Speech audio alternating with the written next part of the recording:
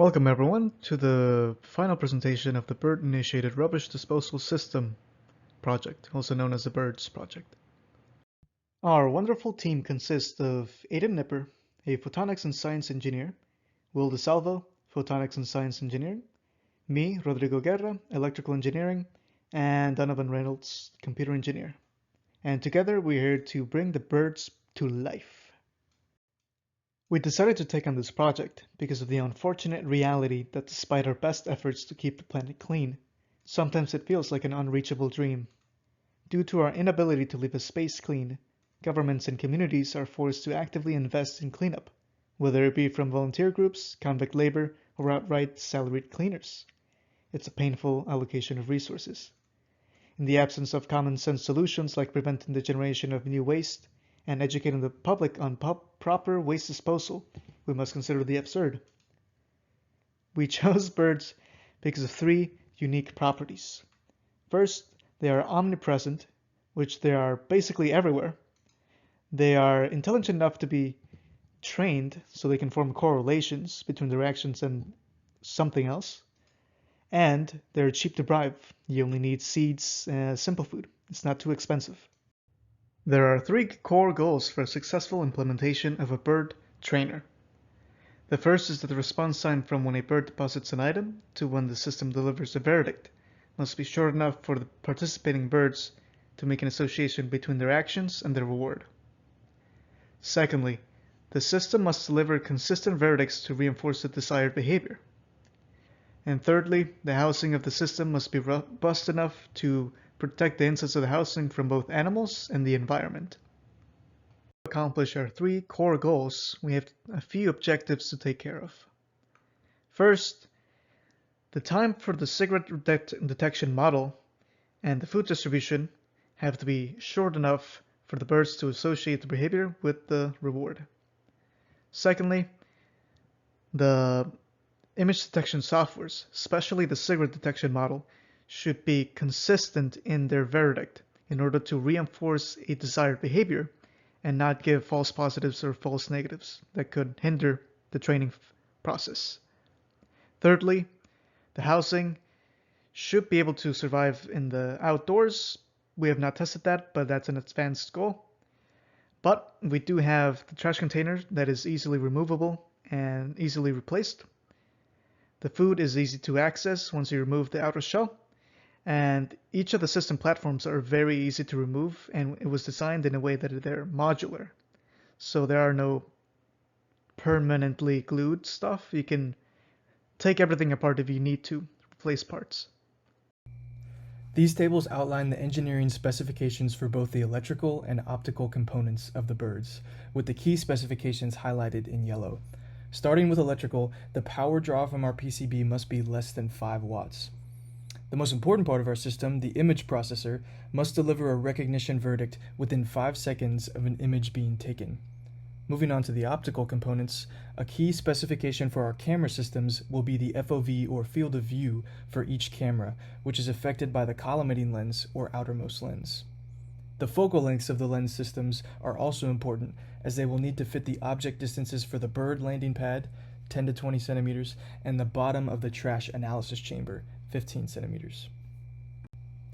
Next, we have the engineering requirements for the birds. The key requirements here are the accuracies of each image recognition software, with the bird image processing requiring a 70% or higher accuracy, and the trash or cigarette image processing requiring an 80% or higher accuracy. Below that are other key requirements for time durations, including the time it takes for food to be dispensed once trash has been recognized, which will need to be 2 seconds or less for quick positive feedback. This is our housing design, and it can be divided into 4 general sections. Starting from the top, we have the food storage and dispenser. We will have food stored in the bin, and we will have a screw conveyor that will push the food into a hole that drops into a food outlet attached to the outer shell. Below it, we have the bird terminal, which contains a dome. That dome contains both the trash and the bird camera. The bird camera is pointing outward, away from the back plate, and the trash camera is pointing downward and into the analysis chamber. There's also 2 servos that open up and close the doors to allow access for the analysis chamber. Below the bird terminal, we have the laser plane, which will have a laser beam brakes sensor to detect when something is dropped. Below the laser plane, we have the analysis chamber, which sorts whatever item was deposited into our storage or discards it away into outside of the housing. We also have the outer shell on the left that will be transparent, so you can see into the housing. And below it is the trash storage that uses the same outer shell material. The first major subsystem platform is the bird terminal, which includes 1. The landing platform, which will wrap around the outside of the outer shell. 2. The bird cam at the back of the terminal, which faces the landing platform. 3. The trash intake hole with its servo-controlled access doors. 4. The trash cam on top of the terminal, which points down through the analysis chamber. And 5. The food delivery outlet, which will also be level with this platform for birds to access from the landing platform. These diagrams show the FOVs for each camera system, with a side view of what the bird cam will look like in action on the left, and a front view of what the trash cam will look like in action on the right. The measurements for our lens systems were dependent on the desired placement of our physical components.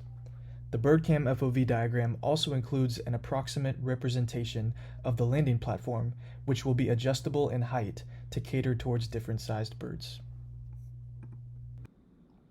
Moving on to our next optical design, 2 separate lens systems were needed to capture images of the birds that approach the unit and images of the trash that the birds drop into the unit. In order to properly take images, a CMOS sensor was selected to implement into our design. CMOS sensors, compared to CCD sensors, have more noise which could create errors in the data, but overall they are cheaper, faster, and less power hungry. After selecting a proper sensor, the 2 separate lens systems needed to have specific lenses for their designated purposes. The bird camera needs a wide field of view to capture the largest of birds with a range of focal lengths from 10 centimeters to 20 centimeters, depending on how and where the bird lands. This range is called the depth of field. The trash camera needs a narrow field of view with a consistent focal length of 15 centimeters. To generalize what lenses these 2 imaging systems need, the table to the right shows what lens corresponds to a specific ideal conjugate ratio. The ideal conjugate ratio is the ratio of the object's distance from the lens to the created image's distance from the same lens. For example, an object far away from the lens that needs to be focused very close to the back of the lens has a large ideal conjugate ratio and can be approximated as infinite. For both lens systems, the object's distance will be much greater than the image's distance from the chosen lens. For example, 10 to 20 centimeter object distance will correspond to a 3 millimeter image distance. Therefore, we selected a plano-convex lens as the first lens in the system. The second lens needs to capture the image formed by the first lens and form an image onto the CMOS sensor. This is a very small ideal conjugate ratio, so a biconvex lens was chosen to be used as the second lens. Both lens systems will need an infrared filter to block out the infrared wavelengths that could distort the images captured onto the CMOS sensor. The major differences between the 2 separate lens systems are the focal lengths of each lens and the field of views. As stated before, the bird camera will need a wide field of view, so the large plano-convex lens was needed to collimate the most amount of light possible into the focusing lenses. The current lens has a 72-degree field of view, and the collimating lens for the trash camera has a field of view of 30 degrees. The focal lengths of the collimating focusing lens in the bird camera allow for a large depth of field, or range where an object is in focus, so birds do not have to land in the same spot for a clear image. The focal length of the trash imaging system is fixed at 15 centimeters. Once a cigarette drops through the laser plane, it will drop in the analysis chamber. Once the laser is broken, it will tell the main PCB will tell the Jetson Nano to take a picture of the analysis chamber with the cigarette and run the cigarette detection model on that image. And if a cigarette is detected, we have a servo motor on the analysis chamber platform that will rotate the center disk either towards the backplate and storing it drops into the trash storage underneath. And if is not a cigarette, if the Jetson decides that it's not a cigarette, the servo will rotate away from the backplate and out into the front of the bird's housing, discarding the item. The laser motion sensor is a selected sensor chosen by the team to detect when an object is dropped by birds into the trash analysis chamber. This motion sensor is designed as a laser grid tripwire of sorts, where the photodiode will constantly be receiving a signal from the laser. When an object breaks the laser plane, the photodiode will drop in voltage.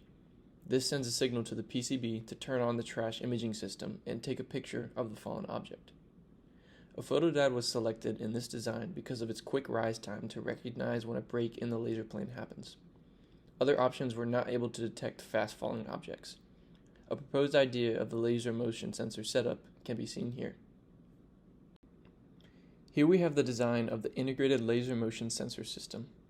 The dark blue mount seen here will house the laser diode and direct the laser beam towards the first mirror. The laser beam will then propagate between the front and back mirror until the light reaches the photodiode. The photodiode will be placed on a gray mount. Each mount can turn 360 degrees to accommodate for the path of the laser and find the optimal angles for the laser diode and photodiode. The large hole in the middle will be where trash brought by the birds falls. The laser grid will cover the entire surface area of the hole. When the Jetson takes a picture of the trash analysis chamber and it detects a cigarette, it will also trigger the food dispenser, that is a stepper motor, to drive a screw conveyor belt that will take in food from the food storage and spin it into a hole that will drop into a chute that goes out into the food outlet. That's going to be attached to the outer shell. Once the food drops into the food outlet, the birds will have access to it and they will be able to be trained. As previously mentioned in the analysis chamber slide, when the Jetson Nano takes a picture of the analysis chamber and it detects a cigarette, it will spin the servo motor on the analysis chamber platform to spin towards the backplate and into the storage, the trash storage. This trash storage is basically like a bucket. You can remove it from the housing, as seen in the animation, and you can place it back. Although the animation is not correct because the brackets would be drilled into the back plate and the securing rod would need to be removed first before you can move. But you have the idea. In the other case that the Jetson Nano does not see a cigarette in the analysis chamber, it will spit it out outside of the housing inside the discard chute, as seen on the left. This discard chute is mounted on in the front wall of the trash storage, and it simply directs the flow from the analysis chamber and into the outside of the housing. Going into more detail on the functions of the PCB, we have three general categories. We have motion detectors, actuators, and communication.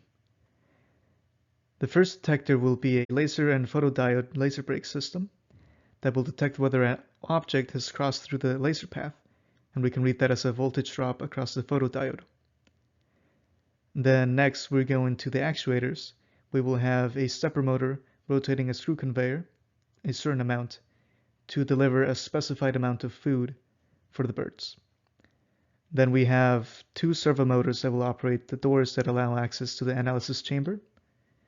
And finally we have a trash sorter, that is another servo motor that rotates a plate inside the analysis chamber, one side to discard and the other side to store into the trash storage.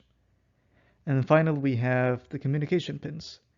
We have 2 pins for bird camera and 2 pins for trash.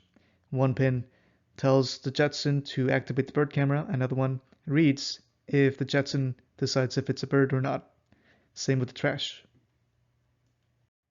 Our system will utilize 2 custom PCB boards, a standalone power supply and a main PCB board that controls the peripheral devices.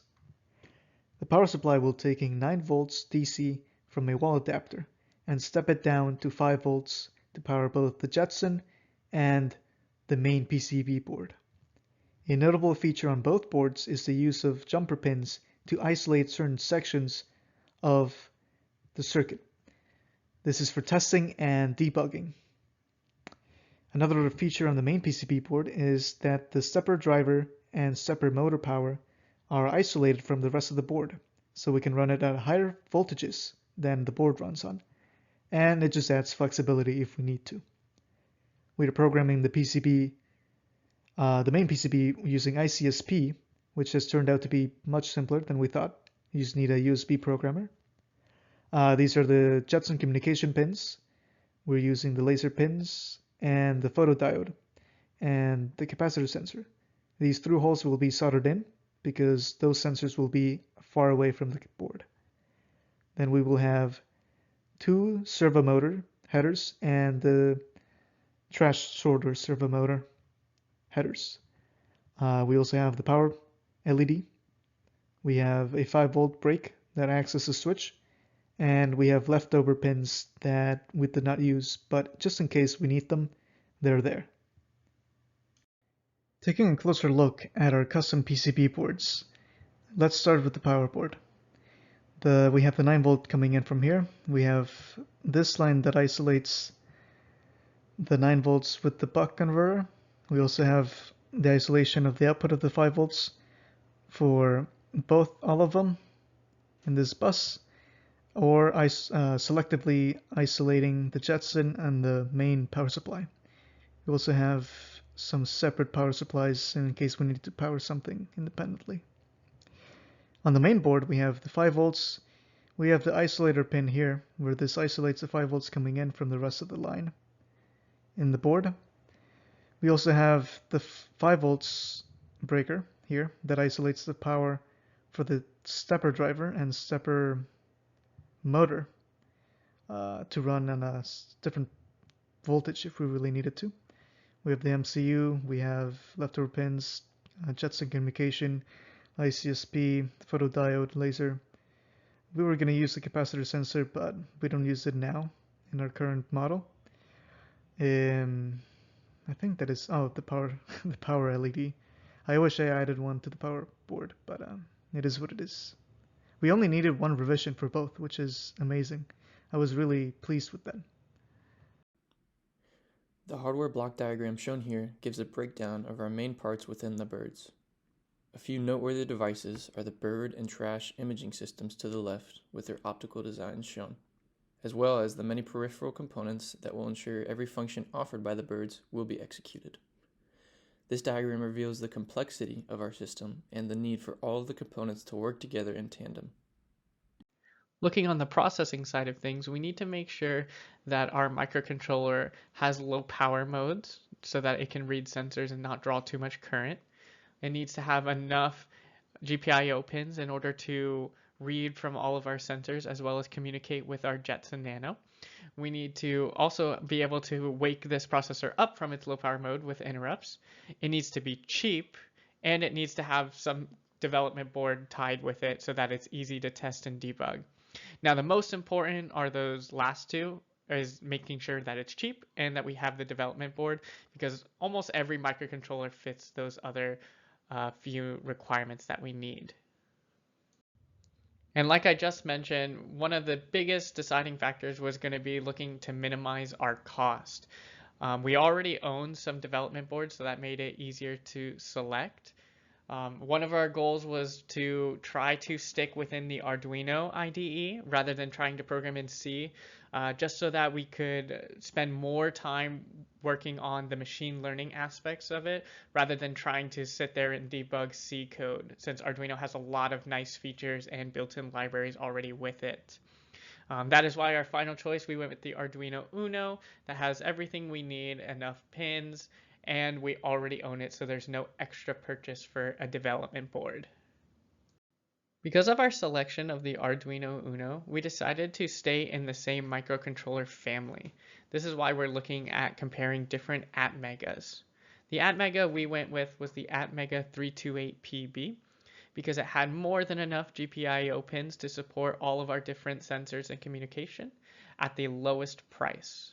We weren't too worried about any of the extra features like the ADC channels and the PWM channels because we weren't really too worried about the resolution of how much we're seeing, because even if we do use any ADC channels, it's only going to be a very small number, not anything very wide. Now we're getting on to the machine learning hardware options, and these are going to be really important because machine learning requires a lot of resources in order to run efficiently. And we need machine learning devices that are capable of performing object detection within 1 second of being given the data. We need enough GPIO pins to communicate with our processor on our custom PCB, and we need to be able to run 2 different machine learning models at any given time, one for birds and one for detecting cigarette butts. So the ones we're looking at here are the Jetson Nano, the Coral Dev Board, and the Raspberry Pi 4 with the Coral Accelerator.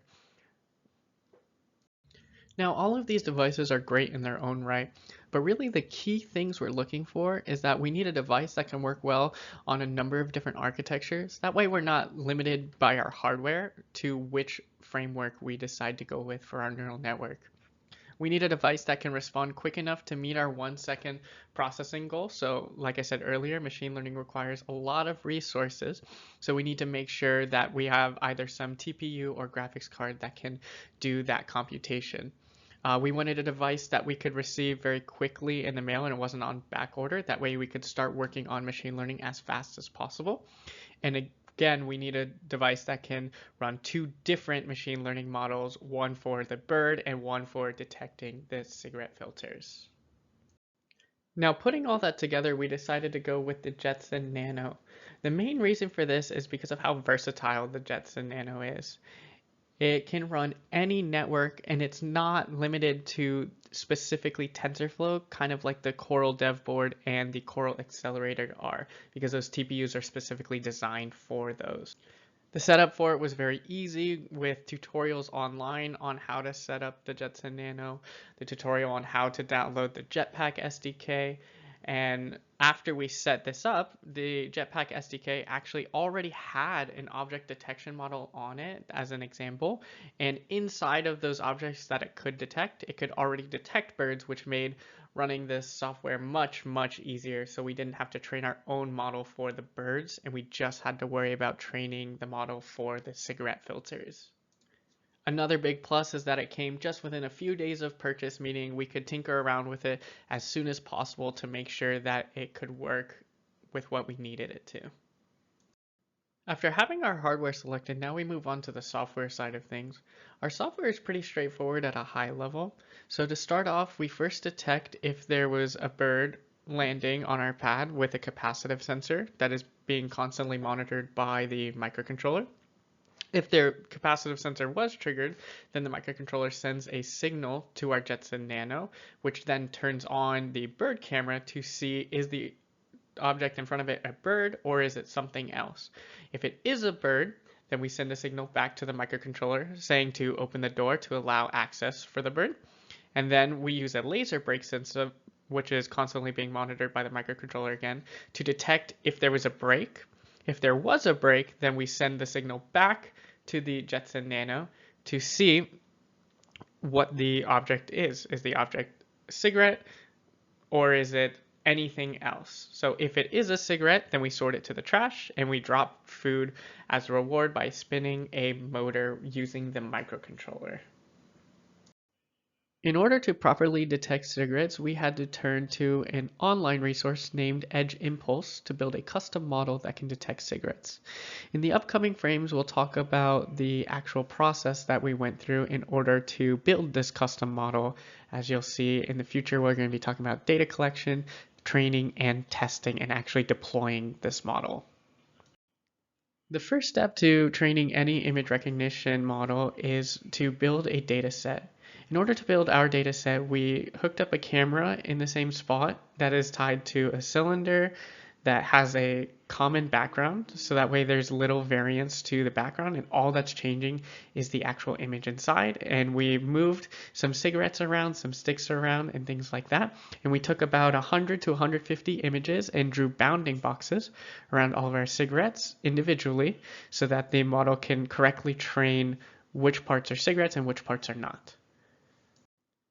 After collecting data, we turn to actually making some of the important features about the neural network. The first thing here we have to specify is how big we want our images. And then we also have to classify which neural network base model that we're going to use. And we're using object detection, as you can see here. With our images, the bigger the image, the more processing power it would take, but the more accurate we're going to be. The smaller the image is, the less accurate we're going to be, but it's also faster. So we chose a nice in-between with using 160 by 160 images. Some of the things we specified in our neural network is our image preprocessing, like I just talked about. We're using the FOMO, which stands for faster objects, more objects, as our base model that we are going to be retraining to properly detect cigarettes. And our output feature, there's only going to be one because all we're looking for is a cigarette. We don't care about any of the other classifications. They will all be considered background for our purposes. After training our model, we had to properly test it. So we used some images from our testing data set to pass through the model. As we can see on the left, we see the two cigarettes with the bounding boxes. Even with the stick and the cigarette, all we see is the cigarette, which is great. And the negative results on the right are properly filtered out as just the background as the model sees it. And we get an accuracy of about 80%, which is exactly what we need in order to deploy our model to our Jetson Nano. Here we have an outline of the budgeted expenses for the project. The Jetson Nano and the materials used for housing make up the majority of our expenses, which makes sense with image processing and weatherproofing being some very important aspects of our project. Items like the CMOS sensor and photodiode helped minimize some costs, and overall we're sitting at right under $800, which isn't bad considering the plans for replication that we have in mind. In terms of who is doing what, first Aiden has done design for both the lens system of the trash camera and the laser motion sensor, as well as housing and structural design.